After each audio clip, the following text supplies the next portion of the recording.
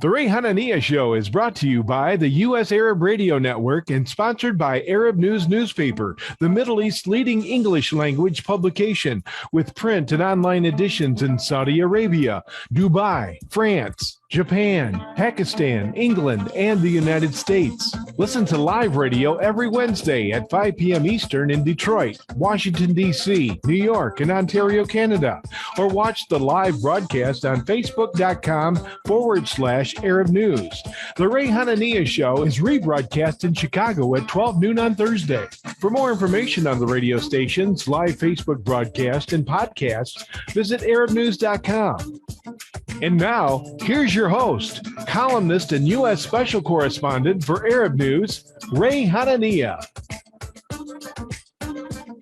And welcome, everybody. This is Ray Hanania. It's Wednesday, August 3rd, 2022, and we're excited to be here. We're waiting for our guest. The mayor of Dearborn, Abdullah Hammoud, is going to join us in a minute or two, and we're going to talk about his first 8 months in office and what it's been like. And then later at the bottom of the hour, we will talk with Dennis Denno, a political analyst and media consultant and pollster, to kind of go over some of the election results that we saw in Michigan and a couple around the country, if we want to go through that.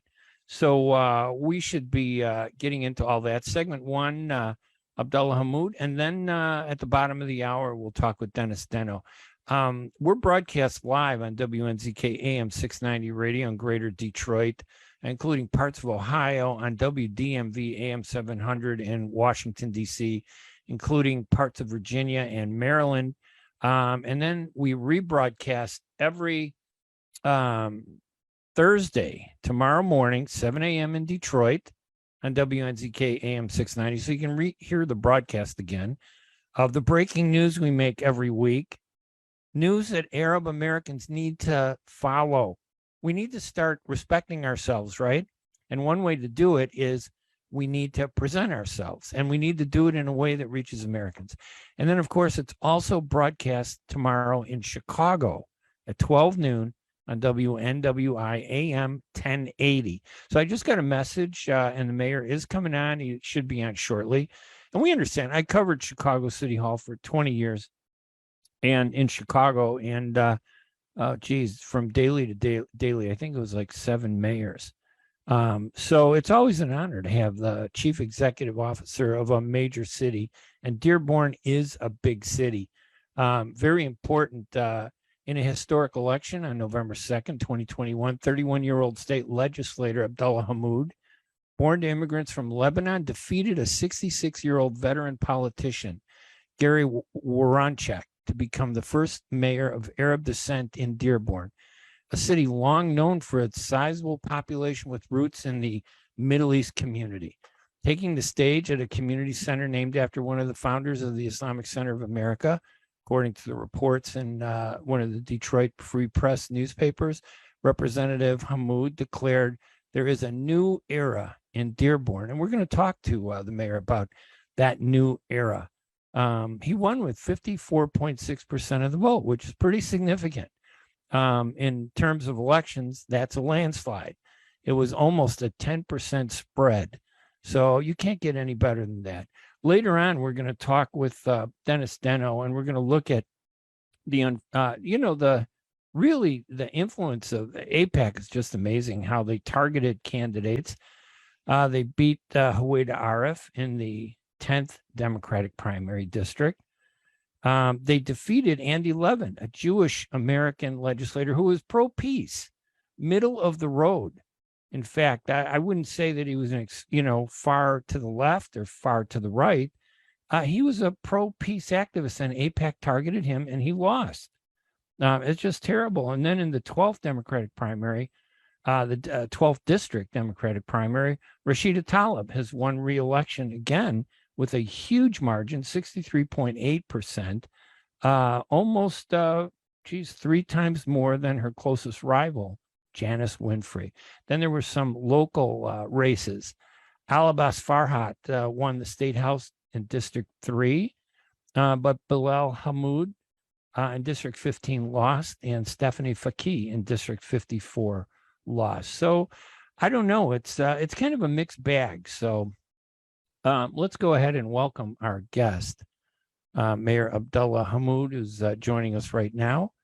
It's really kind of an honor to have him on because I interviewed him when he was a legislator back Yes, we in did. Michigan. Hey, Mayor, how are you? Good. How you doing, Ray? Thank you so much. Listen, I know your life is hectic. You've been in office 8 months. I'm sure you realize being mayor is completely different than being a state legislator, right? Absolutely. More responsibility.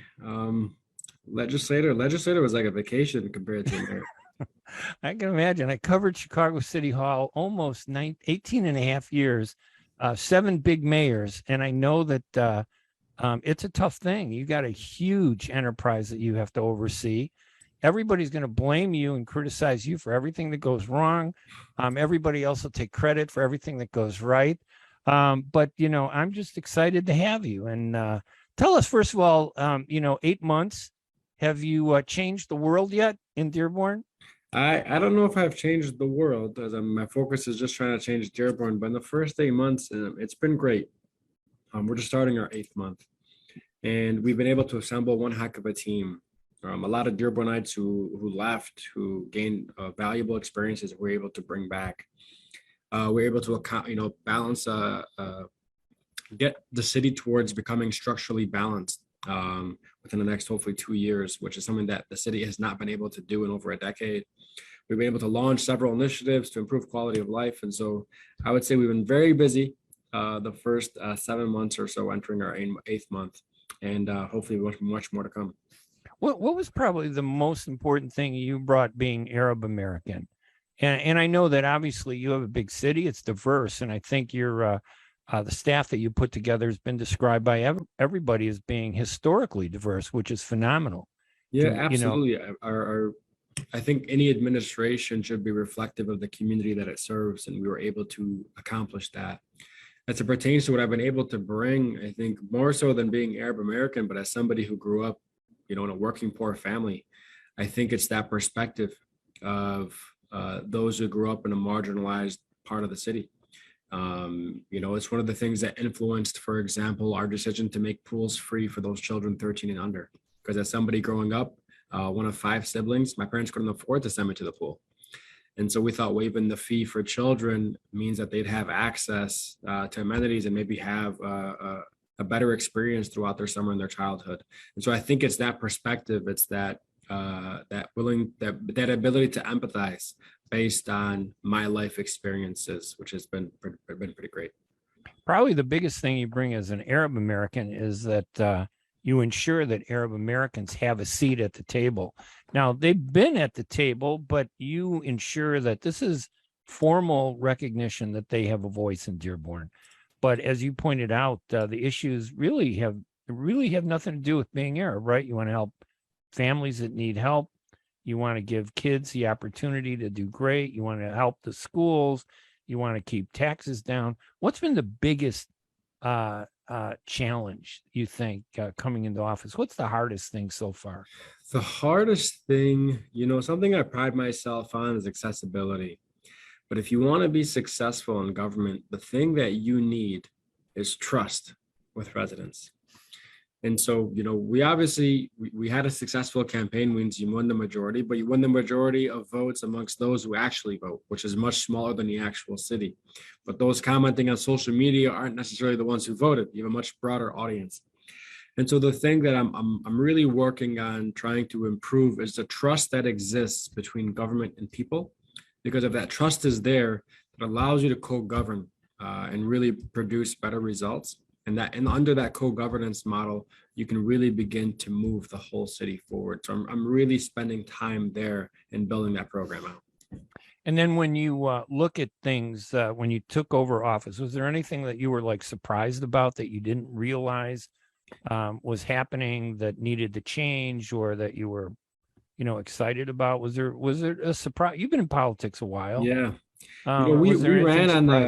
We ran on the concepts of change, but when we came in, because I had felt as a lifelong resident that the city has stagnated to some degree. But coming in and opening up the financial books, you realize that we've really struggled much more than I ever anticipated. And so I walked in inheriting a $28 million deficit. 22 million was structural, meaning ongoing year to year. And it was a very challenging first 6 months to put forth a budget that reflected our priorities and our values as a city, but also ensured that we uplifted not only our residents, but also our employees and our retirees.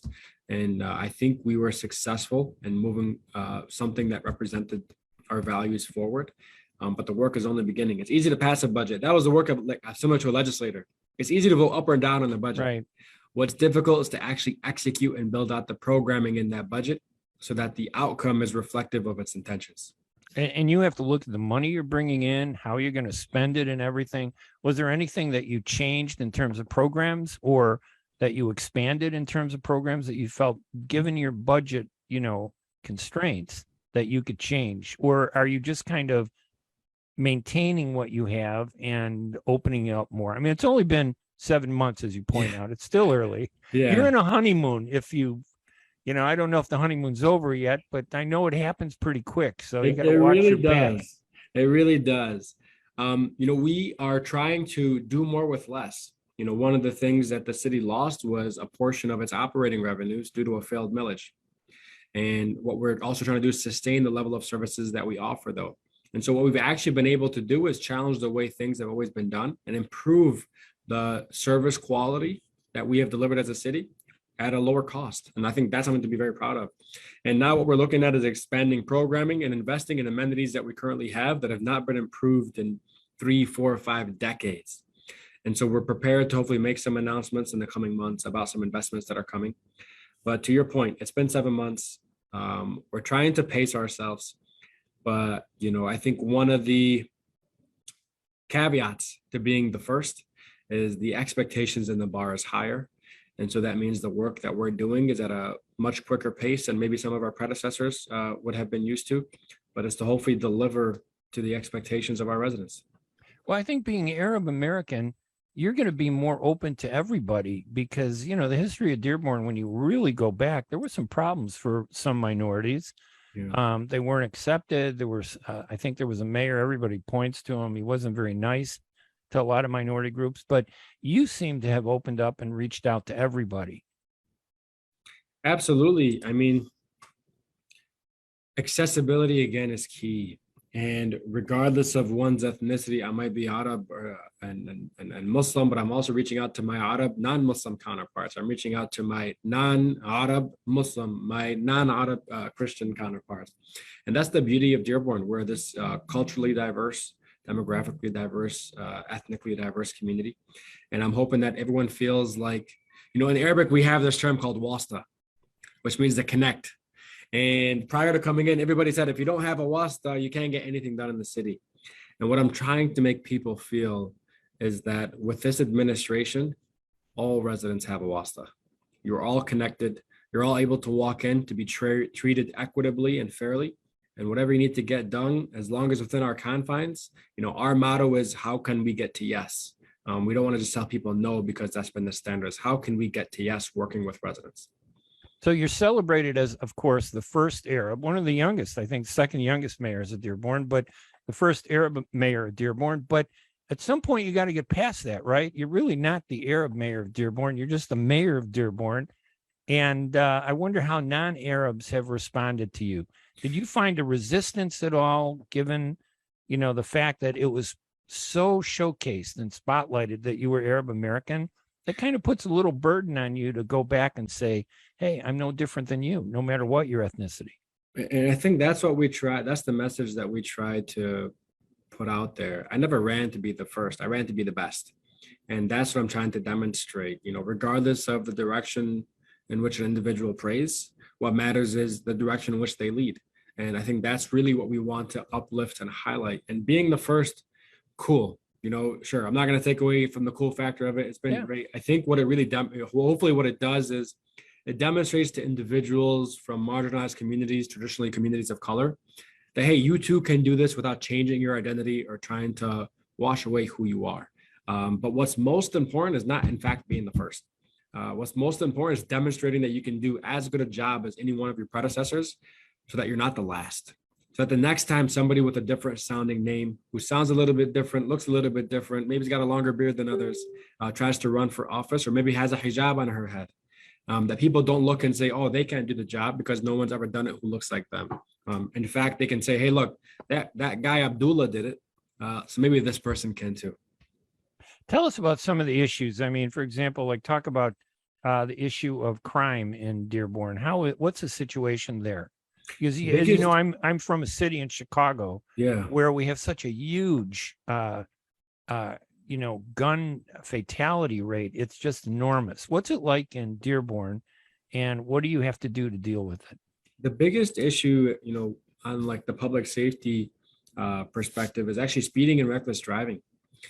And within our police department, if you look at the last decade of data, what it will tell you is the majority of citations issued by our officers were focused on, high visibility traffic violations, things like dangling ornaments, expired license plates, things that never improve somebody's public health. I've never heard somebody complain at a doorstop, oh, that person's got dominoes in his rearview mirror. What I have heard, though, is, hey, that person's speeding and recklessly driving in my neighborhood. It's impacting the quality of life for me and my family. So we shifted our focus to solely focus on things impacting immediate public health, or what we call hazardous moving violations. And so we saw a 700% uptick in citations issued on speeding and reckless driving. And so we're seeing actually a decrease in those actually speeding and reckless driving in the city. But the second direct and indirect outcome of this is there was a racial disparity present over the last decade. Nearly 60% of all citations issued were issued to Black and African-American drivers, although the region is only 22% Black. And under this model, not only are we improving the safety in our neighborhoods based on what residents want, we also see a significant plummet in that disproportionate effect that was present based on the data. And so that's something that we're also to be proud of. Does that come from the things that different ethnic groups do? Like they may put something on their rear view mirror, like hanging something, or, you're talking about eliminating the distractions that really have nothing to do with safety. Yeah, it was used as the means. The previous philosophy was, if I pull over 100 people for these high visibility stops, one of them might have a gun, and I get that gun off the street. But in the process of moving that one gun off the street, you disenfranchised 99 people. Yeah. And I don't think it was quality policing. And my police chief is on board, and he's supportive of this. My officers have embraced this new model of focusing on things that are really impacting quality of life. And we've seen a dramatic shift in difference all throughout the city. Now, you're in a unique situation. Dearborn, when I come to Dearborn, it's like the capital of the Arab American world. I mean, and with the mayor there, you really kind of put the crown on the head. I always felt Chicago was the Plymouth Rock, but I think Dearborn has really taken that title away from us. But what about the issue of, for example, when you got in there to see the numbers, did you see any discrepancies in terms of the census and the population in Dearborn? Was everything accurate in terms of the way the city was being presented? Or well, it's difficult. The census had us, our based on 2020, said our population increased by roughly 12%. There's an argument to be made that we still might be undercounted given a large immigrant refugee population, and those communities are traditionally undercounted. However, if you look at the census, we're also about 90% white, because Arab Americans are not captured in the data accurately. And so it's very difficult oftentimes when we're pursuing grants, and you want to talk about, most grants are behind walls that say, how are you improving the quality of life for a marginalized minority community? And the data doesn't allow us to actually share that story accurately. And so what we're trying to do with our public health department is to see how we can capture data that provides us a very strong estimate. Because to the best of our knowledge right now, everybody just uses estimate. You'll hear anything from 45% to 55% Arab American. The truth is nobody really knows. And so we're doing our best to capture that real data so we can also share it in the storytelling that we're doing about the city, and also hopefully access more resources to help move the city forward. Does that mean you're kind of doing your own census in a way in Dearborn? We're trying to figure out a way to do it methodically. It'll be very difficult to have enumerators going door to door. Right. But we're trying to see what data sources actually exist and how we can couple it with some data sources that the city might have that allow us to get to a more accurate number. Do you prefer the word, if you don't mind me asking about the census, the word Arab as a category or MENA as a category? Do you think which one really helps in terms of you being a mayor, wanting to, because you're right, getting funding from the federal government, from the state government depends on what Correct. the census shows. Is there a preference on your part, or I does think that? I think the MENA category is more accurate because you have folks who reside in many of the Middle Eastern countries who might not identify as Arab. And maybe I'll look to the Chaldean community, for example, right? The Chaldeans might not say I'm Arab, they might say I'm Assyrian or I'm Chaldean, which might be separate. But we can all agree that we're from the Middle East and North African countries, which largely make up the 20 plus other Arab countries and nations. So I think that's just a more accurate category. So I think that's the method, or that's the preferred that I would love to see on next census. What's the challenge with schools and religion in Dearborn? Are there private parochial schools, for example, religious schools in Dearborn? Yeah, just like any other community, you have your Catholic schools or your Islamic schools, private institutions, separate from your public school system, separate from your charter school system. So just as you'd seen in other cities. And what about the perceptions, that you hear from people? And I know, Mayor, believe me, you have a lot of things going on. I don't want to waste a lot of your time, but these are some of the issues I think people ask. Being Arab, they're criticized, Dearborn. They go, oh, there's going to be Sharia law in Dearborn because now we have an Arab Muslim mayor. Do you still face that outside of Dearborn? Does it bother you when you hear things like that on social media? How do you deal with it? It's certainly not a loud majority. It might be a loud minority of folk who do this. The most radical thing out there is willful ignorance. And those who are willfully ignorant, I don't have time to pay attention to. And so it's not something that I really focus on. As it pertains to our school system, some of the facts, Dearborn has the third largest public school system in the state. And we graduate more Ivy League accepted students than any other public school system in the state of Michigan. And I think that is something to be celebrated. Just speaking to, really the grit that comes from being a Dearbornite. It's on display, it's demonstrated. That's something that we celebrate. And as far as going back to the budget, no tax increases on the horizon. Do you think you can no do taxes that without? Actually, yeah, this recent tax bill, taxes went down. Property taxes roughly 16 or 17%. We made the commitment that we're going to balance our budget and do what we need to do without going to levy a tax on the voters, and we upheld that commitment.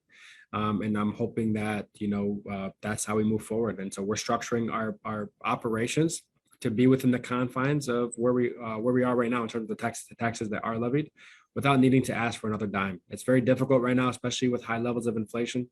And so the tax relief that we were able to give and at least demonstrate, I think, was meaningful for a lot of residents, especially at this time. And I'm hoping that's the pathway that we continue on. I know when I covered Chicago's mayors from daily to daily, one of the big organizations was the U.S. Conference of Mayors. And they always look toward the bigger cities to play bigger roles at the U.S. conference in defining policies to help municipalities like Dearborn. Have you thought about roles that you can play that would expand Dearborn's opportunity to bring things from all these different, not just the state, but the federal government? Have you thought about a role at the U.S. Conference of Mayors? So, I just recently signed up for the U.S. Conference of Mayors. More recently, I was accepted as one of 40 mayors from across the globe to enter the Bloomberg Harvard Fellowship, the City Leaders Initiative. And for 1 year, I'll be working with 40 mayors from across the globe on, frameworks and ideas about how we can improve our respective institutions, our cities that we are the mayors of. And I think that is one way to elevate Dearborn's standing on a global scale, to share those ideas, to welcome people here if they're willing to come here, but to build that camaraderie and that network. And hopefully do the same thing with the U.S. Conference of Mayors to really try to put Dearborn on the map. Because, I think one of the things that I was astonished by when I won my election, it was, not only on the national scene, on the international scene. And I think it just speaks to the power of the city of Dearborn, the home of Ford Motor Company. We're the home of innovation, but also the capital of immigration. And I think we have to share that story widely. Do they have an official food now in Dearborn, like maybe stuffed grape leaves or we have the best food by far, no matter where you do. Go, wherever you go. I mean, everything from like the best burgers and deli sandwiches to the best shawarma and stuffed grape leaves, and and kebab and such. And so, and even like the newest thing emerging right now, We have a beautiful entrepreneurship from our Yemeni American entrepreneurs with like Yemeni coffee and honey and tea. But also there's like a seafood emergence coming right now with like fresh seafood and grilled seafood. And it is amazing. One of the recent businesses that opened up, Ali Seafood House, Saudi American owner. And it was, you can tell I'm very hungry. It's about 5:30, but it was phenomenal food. And so we have just become the food spectacle, I think. All right, we're looking forward to it. Mayor, I know, listen, I want to thank you for taking the time to join us. Absolutely. Is there anything that you wanted to say that I didn't ask you about? I think that's all I really had. The only thing I encourage is for folks to move to the city of Dearborn. And if you have some cash laying around, to buy a house in the city of Dearborn. And if you're looking to open up a business, know that we want to do business with you. All right. And is the media treating you fairly, you think, over there? I mean, it's not as big as the media was 20, 30 years ago, but it seems like they're treating you pretty fair. Yeah, we've built a strong camaraderie with the media. You know, the media is something that you want to build a strong relationship with. We have a great director of communications and the team that he's built around him. And so, so far, so good. I can't complain. All right. Last question. Has President Biden reached out to you and said, hey, I want to appoint you to my cabinet? Yeah. Is there a news story? Is there like a news story? I don't know about that happening. I think maybe if he had, you know, like a kids cabinet, he might be looking at me right now, but I don't think I'm on that scale just yet. Hopefully in due time. When I covered City Hall in Chicago, I remember our first question always to Mayor Byrne was, what's up, Mayor? And that was it. And you'd get the biggest news stories possible. Yeah. Listen, we're very proud of you, Mayor, honestly. Thank you so much, Rick. And even before you were mayor, as a state rep, you were always so gracious to talk to the public, not being afraid to address the issues. That's a really important thing. Absolutely. And I hope this continues through the next 22 years of your mayoralty. God willing. Not for 22 years, but God willing. No, you're going to do really well. Listen, Mayor, thank you so much for taking the time to join us. It was a pleasure. Take care. All right. My guest, Abdullah Hammoud, the mayor of Dearborn, joining us to give us an update as he passes through his 7th month to his 8th month in office. And just an interesting guy. His second time he's been on the show. He was on the first time as a legislator. Very smart guy, young, very smart. And so far, everything sounds good, you know, in Dearborn, which is not the same as Chicago. If I had a Chicago mayor, I mean, I had 2 mayors that refused to come on any shows that I did because they don't like to talk to us. But I think that's the one advantage of having an Arab American mayor. They're not afraid to talk to Arab American media. And I'm so excited about that. All right, we're going to take a quick break. And when we come back, we should have Dennis Denno joining us, and we'll look at some of the elections that took place yesterday in the Michigan primary elections. Some good results and, you know, some not so good results. I was very disappointed to see Huwaida Arif not make it. I thought she was a great candidate. She was a fighter. And it was very inspiring the way, you know, she worked so hard. But she was up against a tough onslaught from AIPAC that targeted a lot of anybody. It wasn't just if you were a critic of Israel, but they targeted you if you didn't support their agenda, which is why a Jewish American congressman was targeted by them and he lost. I'm Ray Hanania. We're going to take a quick break. And when we come back, we should have Dennis Denno on the line with us, and we'll go through some of those races in Michigan's primary election. I'm Ray Hanania. I'll be right back right after these messages. ArabNews.com, bringing you breaking news from across the Middle East and the latest on Arabs in America. Get inside the latest headlines with expert analysis and insights at ArabNews.com. Join over 5 million Facebook fans and over 10 million monthly readers. ArabNews.com, news that matters to you. Clap your hands. If you're happy and you know it and you really want it. 5-year-old Lila and her mom are on their way home from Grandma's, singing Lila's favorite song. Happy and you know it, move your feet. A few blocks away, 25-year-old Dylan is visiting friends at a small party. He finishes off his last beer, later, skater, gets in his truck, and starts for home. Mom and Lila turn onto Maple Street. If you're happy and you So does Dylan. If you're happy and you know it and you really want to show it. If you're happy and you know it, shout hooray, hooray!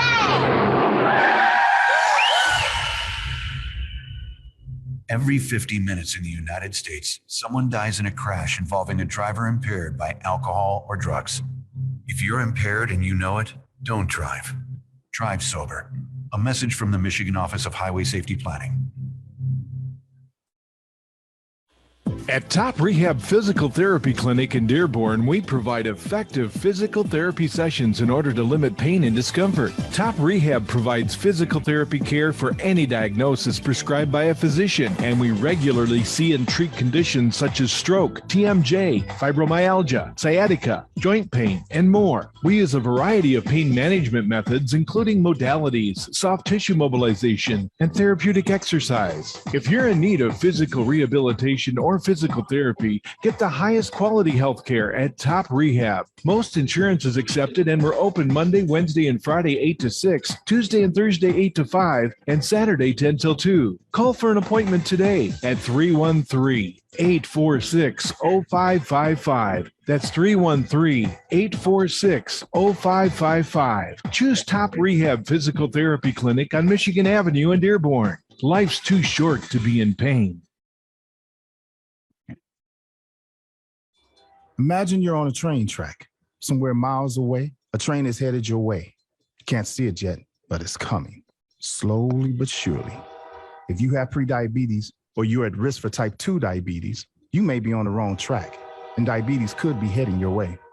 Bit by bit, the danger is getting closer and closer.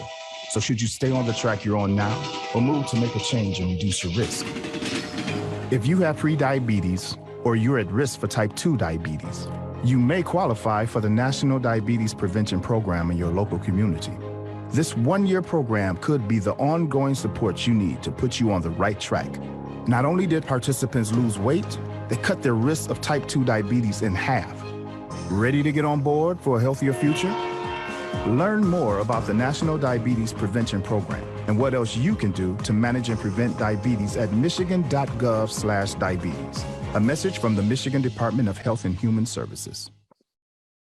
The Ray Hanania Show is brought to you by the U.S. Arab Radio Network and sponsored by Arab News Newspaper, the Middle East's leading English language publication, with print and online editions in Saudi Arabia, Dubai, France, Japan, Pakistan, England, and the United States. Listen to live radio every Wednesday at 5 p.m. Eastern in Detroit, Washington, D.C., New York, and Ontario, Canada.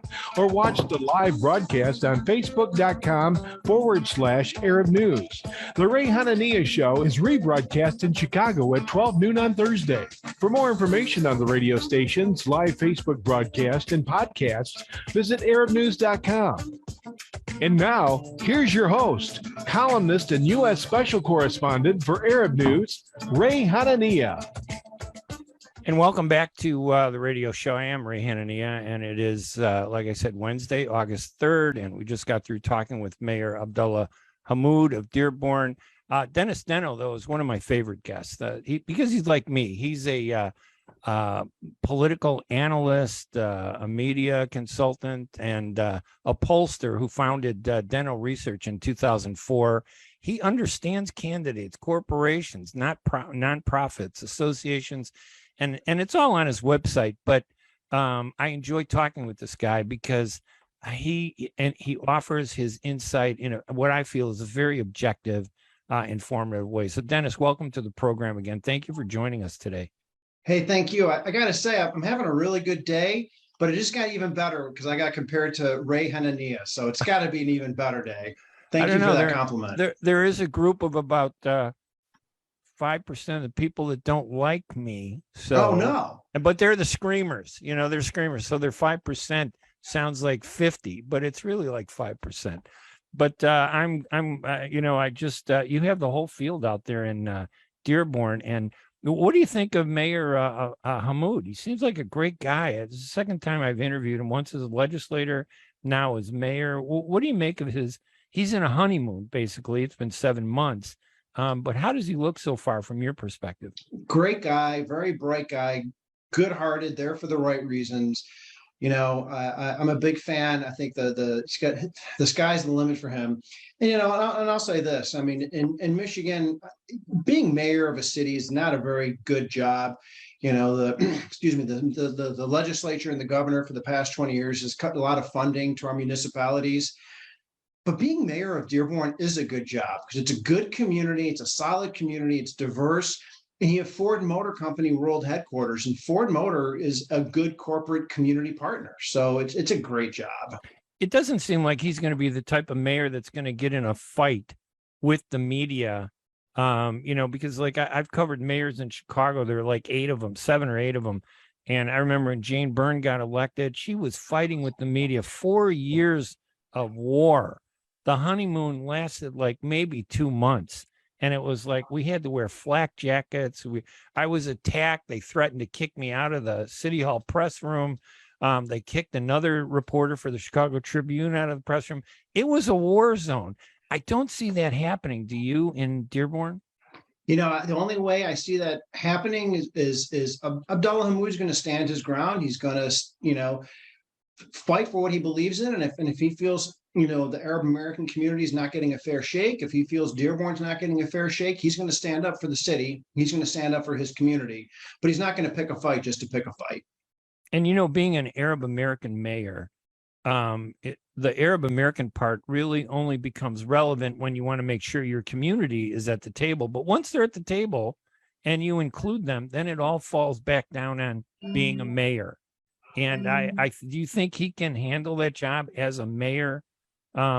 Just forget about being Arab, just being a chief executive of a major city like Dearborn. I mean, Ray, you probably know this better than anyone. The advice I give people who want to run for mayor, run for governor, run for an executive position is you really need to surround yourself with smart people and you need to listen to them. You don't need to agree with them, but you need to listen to them. And I see good people who are good leaders have that characteristic, and people who have not been successful as leaders don't listen to good people.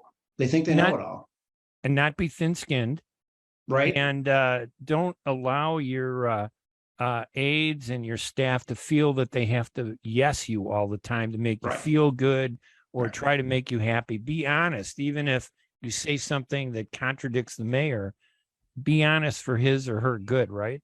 Right. I mean, what's the point of surrounding yourself with a bunch of yes men and yes women? People do it. Politicians do it, as you know, right? You've seen them, haven't you? Yeah, and it's not just, you're 100% right, but it's also, you see it in the corporate world too. I mean, there's corporations that have been run to the ground because, they didn't surround themselves with bright people. It's more about egos and stuff. Chicago is a yes man, yes woman city, which is why it's completely on the edge of just a precipice of this black hole it's going to fall into, this abyss, and it's going to go down the tubes. The crime is so bad. It's just horrible. The funding, everything. All right, let's try to look at something positive here. Back in Michigan, you just had your elections yesterday. Well, what was the broader message that you saw from yesterday's primary election in Michigan, August 2nd? August 2nd. Yeah, great question. I think some of the two interesting storylines to me are, some of Donald Trump's endorsed candidates did really well and some didn't. And, I think the other thing is, again, female candidates did really well. And I keep saying that, female candidates start off with a, 1 to 3 point advantage. And I think that's been proven over and over again. Is Michigan one of those states where the Republicans think that they could take it back in November to, restore their presence? I mean, this midterm election, there's a belief that maybe not in Michigan, but in other areas, the Republicans will take over the House. They may take over the Senate on a national level. How does Michigan play into that? Or will it still be, a little edge toward the Democrats as it has been? I mean, this, Ray, that it's all a game of, are the Democrats going to get more people out to vote and vote straight ticket? Are the Republicans going to get more people out to vote and vote straight ticket? And there's about 20% of Michigan voters who are independents. And where do they go? If independents are basically defined as white suburban women, I definitely see them going Democratic this year due to the whole pro-choice issue, and then also somewhat due to the gun issue. Republicans were definitely salivating over taking out our incumbent Democratic governor, Gretchen Whitmer, but I think that's going to become more and more difficult for them. I honestly think Donald Trump's going to kind of be that albatross around their necks, at least here in Michigan. But who knows? We'll see what happens. We've got 3 months to go. And let's look at some of the congressional elections and then maybe some of the state elections. I was always very hopeful, but I remember I interviewed you a number of months ago, and you said it was going to be a mixed bag, and you were right. And I looked at like the 10th district with Huwaida Arif. I liked her. She was a great person. I loved talking to her. She knew the issues, but she was targeted by AIPAC. There was money issues, and this Carl Marlinga won with almost 48% of the vote. Not a majority, which means the majority of the district didn't support him, but enough to take that election. What do you make of that race? Carl Marlinga was the only one who had name ID. I really, really like Carl Marlinga. I think he's a great guy. He's been in politics since forever.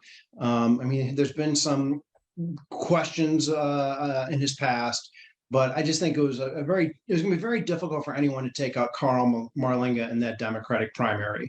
That being said, I think it's going to be very difficult for Carl Marlinga to take out the Republican John James, who ran for U.S. Senate 2 times and almost won both of those elections. I think Carl Marlinga is going to have an uphill battle.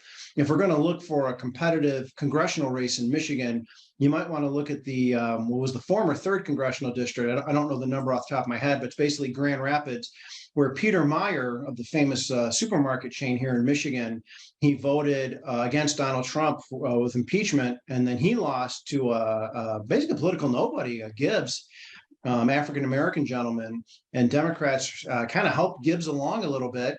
And Democrats are looking to flip that to the Democratic column. So that was a Republican district. Was that one where Trump had a presence or not? Did he just ignore it? Trump endorsed Peter Meyer's opponent because Peter Myers voted to impeach President Trump, former President Trump. Got it. And so there's a chance, in other words, that the Democrats could take that seat. Yeah, I think that would really be in Michigan the only competitive congressional seat. I mean, Democrats are going to say the Carl Marlinga, John James seat is competitive. We'll see at the end of the day, but those will probably be 1 and 2 as far as competitive congressional seats in Michigan.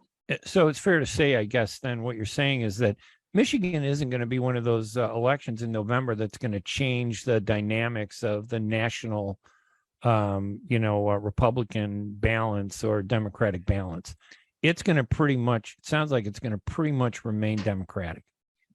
Yeah, so we don't have a U.S. Senate candidate up this year, and so the only way I see Democrats helping Nancy Pelosi state speaker is by taking the Peter Myers seat, Peter Myers being a former Republican, and turning that Democratic. Okay, and then this was it a surprise to you that Andy Levin, who, I guess he's the nephew, right, of the former congressman or who was in office in Michigan, that he would lose? It seemed like he had such a strong name. He was such a centrist, a moderate Democrat, and he lost to, I'd never heard of Hayley Stevens. Had you? Oh, yeah. So Hayley Stevens was kind of a celebrity with Michigan Democrats. She flipped a Republican congressional seat, and she takes credit for helping with the auto bailout under President Obama. So that was unfortunate for Democrats because you had 2 congressionals getting merged into 1 district. A lot of Democrats were frustrated, if not bitter, with Andy Levin because he could have run in that Carl Marlinga John James seat, and they could have avoided this really ugly, expensive primary, but he wanted to run in Oakland County. And for the record, Andy Levin's father was Sandy Levin, the former congressman. His uncle was Carl Levin, the longtime U.S. senator. That's right. Yeah. And so as I think you mentioned earlier in your show, excuse me, Andy Levin was kind of more, for lack of a better word, moderate with regards to Middle East policies. And so the pro-Israeli groups in AIPAC really beat him up over that. I'm not surprised. Partially, that's my parents' congressional district, my mom and dad. And I saw a lot of the mail and I saw a lot of the TV ads. And I mean, one, you've got Hayley Stevens. She's a woman, so she's got that bounce. I just didn't really see how Andy Levin was going to break through. So maybe I guess that begs the question that, there was all this talk about how AIPAC was really targeting him. Maybe AIPAC really wasn't the deciding factor then in that race. I mean, they helped, right? They helped. Obviously, they contributed to his demise. I mean, there's a lot of factors in it, right? And Andy Levin obviously happens to be Jewish too. So, they can definitely take credit. They tried going after AIPAC, tried going after Rashida Tlaib, or at least, pro-Israeli groups did, and they failed miserably at that. So sometimes you win, sometimes you lose. Yeah. And I like Rashida. I think she's pretty good. I mean, she and I had a difference of opinion, and you know how Arabs are. One thing they don't like, they just don't forget. I wonder why they're not Republican, because their memories are like elephants, and they just can't get that little spur out of between their toes from bugging them. But in fairness to Rashida Tlaib won with 64% of the vote. That's a huge landslide. There's no question, in other words, that she's in for the long haul if she wants it, especially in this new district. Yeah, she did really well in a brand new district for her. I mean, look, she's a national name, and I, full disclosure, I did a little work for her opponent, Janice Winfrey, who's a nice person, but no offense to Janice. I mean, kind of a second tier candidate. I mean, there really wasn't that strong candidate that was needed to really challenge Rashida. And Rashida works really hard. Yeah, and she raises a lot of money. The only time you hear about Rashida is when it has to do with the Middle East. The media has typecast her as, hey, she's doing something about the Middle East. Hey, she's not doing something about the Middle East. Don't cover her. But when she is doing something about the Middle East, they write about it. So it's almost as if, her Middle East stuff dominates everything that I read. But what she like is, a congresswoman in, serving her constituents who I don't believe are a majority Arab, right? That district isn't majority Arab. Well, it wasn't in her previous district because it was majority Detroit. So now it's not as much, significantly less Detroit. She does pick up Dearborn Heights, which has a large Arab American, Muslim American population. One thing with Rashida, she knows how to play the media game. She knows how to get national attention. She knows how to say things to get those headlines, right? So she's really good at that. Yeah, she sure is. And now there are a couple state house races. Like, I don't know if you know any of these.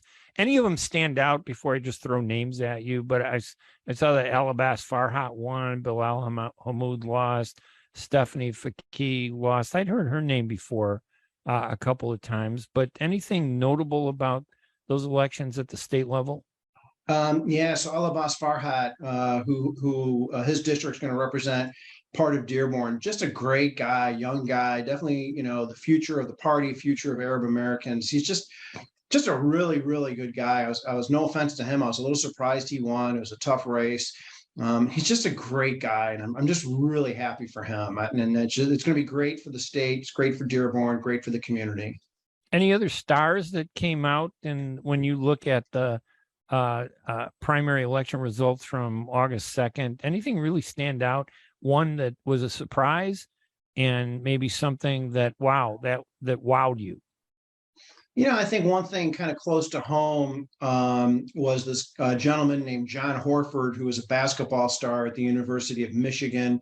His brother, Horford, also plays for the Boston Celtics. And this guy, worked really hard, knocked a bunch of doors, raised a lot of money, and his opponent, pretty well known, but definitely from what I could tell, wasn't working it as hard. And he lost by 25 votes in a state house race. So that was a little surprising to me, kind of close to where I live. And do you think that the Arab American and Middle East community, have they increased their voice or maintained it? If you look at all the races, I mean, are they stronger as a community, or are they at the same level, which was pretty strong? I'm not trying to criticize them, but did they really kind of grow, or are they really just the same base that they've always been? I think here in Michigan, for both Democrats and Republicans, both parties want that Arab American vote in the community. Both parties reach out to the community. With a hot gubernatorial race, both are going to, be in Dearborn Heights, Sterling Heights, Arab Americans, Chaldean Americans, so it's, we're a political force, and we're communities that statewide elected officials are definitely reaching out to, and it's great. And you know what? We also donate. We're really been much better at raising money and donating to candidates, and that's unfortunately how politics is played here in this country.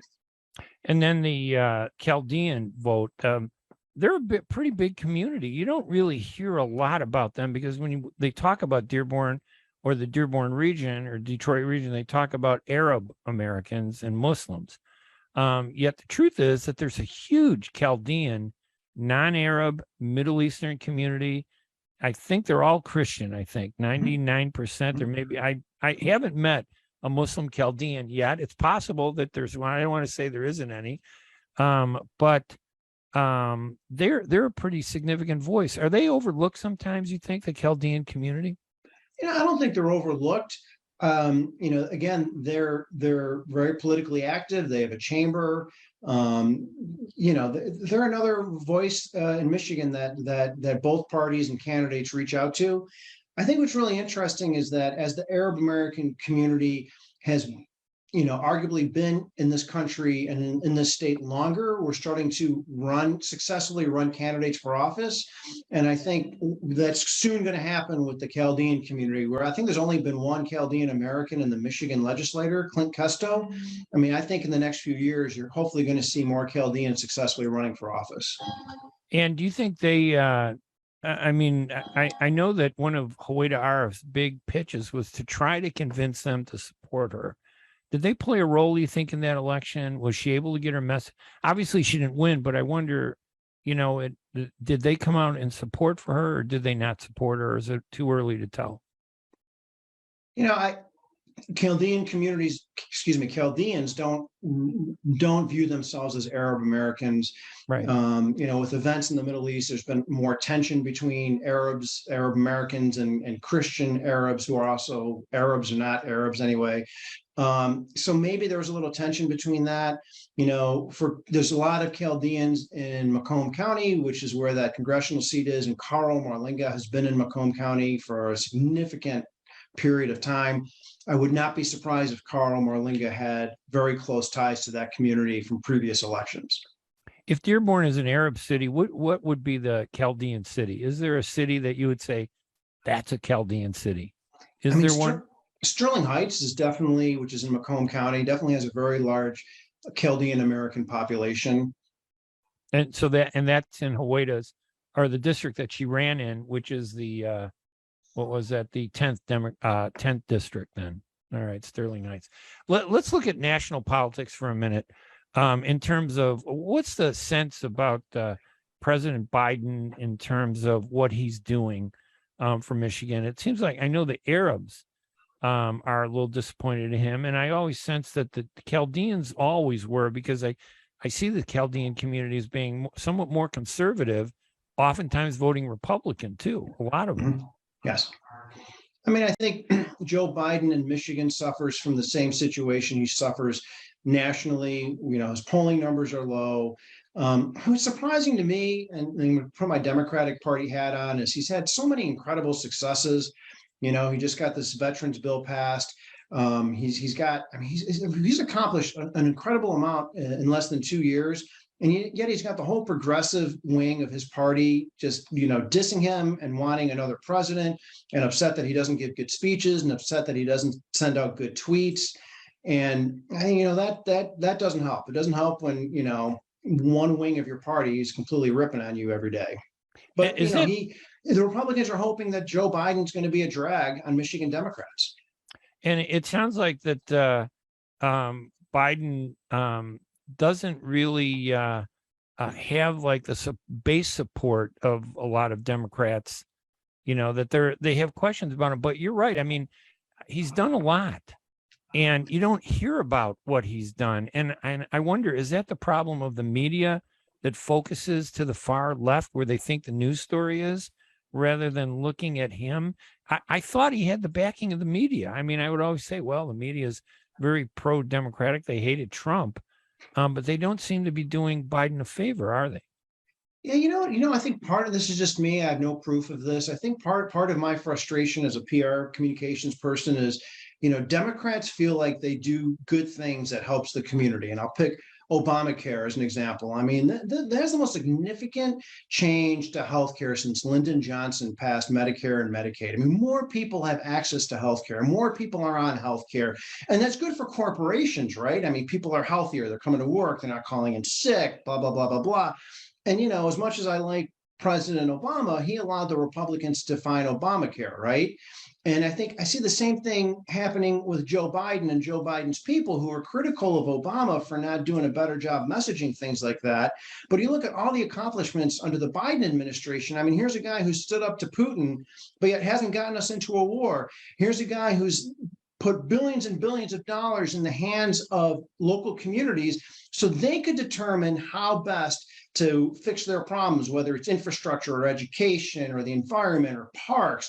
I mean, and yet Joe Biden and his people really haven't touted their successes. And I don't know if it's an assumption that like, hey, we're helping people out, we don't need to talk about it because people are going to realize it, which is, President Trump was on TV every single day talking about nonsense, but he was always on TV. He was always talking about himself. And we don't see that with Biden that much. His message isn't getting out, right? That's how I feel. Yes. Yeah, I tend to agree with you. I think he is getting out, but in the wrong way. He's being presented, and I think you're right. All that criticism of Obama that your messaging wasn't good. Of course, he was from the Obama administration, right. Probably doing it the same way. You'd think that he would have changed things. And I'm not sure he can. Anything else, Dennis, that we missed or that I haven't asked about that you think is important and from the elections or the role of Michigan in the upcoming presidential in November? Yeah, I mean, I know people have already talked about this, but the big shocker to me was the Kansas pro-choice vote and how the no vote, which was kind of confusing, the no vote was actually a pro-choice vote, right, and how they won overwhelmingly, which Democrats are taking as a good sign for Democrats nationally in November. Yeah, Kansas wanted to block or the abortions, and it's looked at as kind of a Republican state, isn't it? Yes. And yet the women solidly Republican women voters came out and stopped that and said, no, we want this choice. We want this ability to do that. So when you look at Michigan, I guess women are a really powerful voice. They're going to have an influence this year. Yeah, I mean, we're going to have a ballot initiative here in Michigan, the same thing, because right now our Michigan Constitution from 1931 bans abortions, and it's being fought over in the courts, but we're going to have a statewide amendment to put that on the ballot. And, my wife volunteered, collected thousands of signatures to put that on the ballot. They got a record number of signatures turned in. And, we hear from women all over the state of Michigan how they're really upset and really scared about what's going on in this country. I always believe that there was some smart political strategist who said, we got to get that abortion out, that decision before the election, because it's going to make a difference. And I think it is threatening. I'm not sure it's going to stop the Republicans from taking over the House, but it sure is threatening their role. Dennis, listen, it's a pleasure to have you on the show again. Got to have you back in, hopefully before November and then after November to talk about the election. What's your website if people want to go and get more information on what you're doing? You can go to www.denoresearch.com, or you can also go to www.dennisdenno.com. All right. Dennis Denno, my guest, great media and political consultant and election analyst. It's great to always have you on. And I just wanted you because, and I'm not criticizing anybody else, but sometimes when you have too many people, it's hard to focus on stuff. And I thought we touched on a lot of issues. Dennis, it was great having you on. You enjoy yourself, and we will talk again. Thanks, Ray. Thanks for having me on. All right, buddy. We'll talk again. And everybody out there, listen, thank you for joining our radio show this week. Remember, you can hear the show again on Thursday morning at 7 a.m. at WNZK AM 690. It'll be broadcast in Chicago on 1080 AM, which covers all of Northern Illinois and the 6-county region. That's like 6 to 10 million people. It's a lot of people. And you can go to the Facebook page at Arab News, and you'll find the streaming there. And also our podcast at arabnews.com. Anyway, thank you, everybody. You guys have a great week. We will talk to you again next week here at the Ray Hanania Show. Bye-bye, everybody.